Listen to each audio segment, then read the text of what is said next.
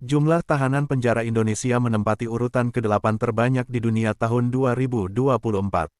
Sementara tingkat okupansi penjara berada di peringkat ke-29 di dunia.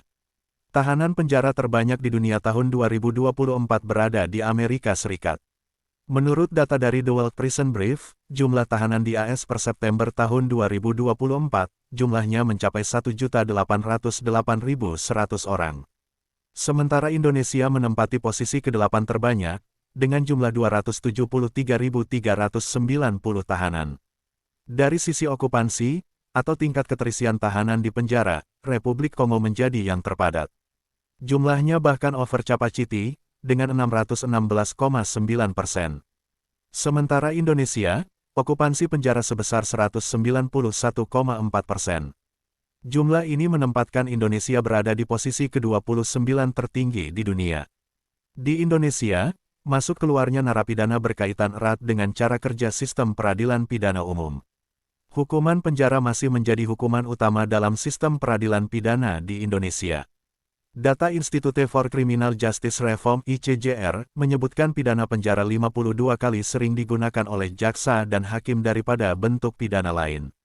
Pemasyarakatan sebagai muara sistem peradilan pidana di Indonesia saat ini menanggung beban berat.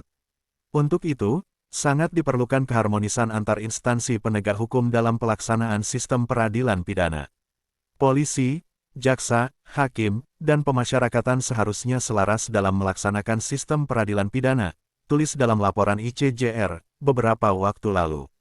Salah satu penyumbang narapidana di lapas adalah kasus narkotika. Mayoritas lapas rutan diisi oleh terpidana kasus narkotika.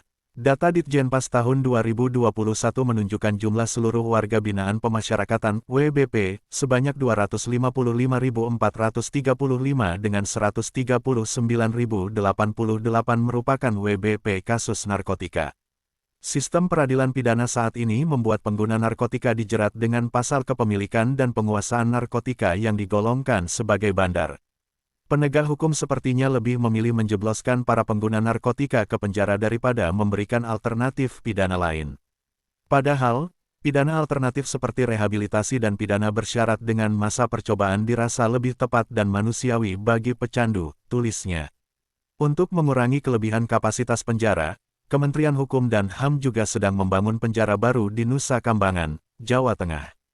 Menteri Hukum dan HAM Menkumham sebelumnya, Yasona Lawli, menargetkan pembangunan lembaga pemasyarakatan Lapas Kumbang dengan keamanan sedang medium security rampung pada 2025.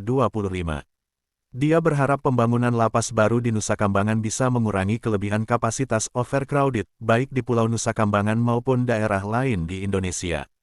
Tak hanya fasilitasnya yang harus siap, petugasnya pun harus siap dan matang, katanya.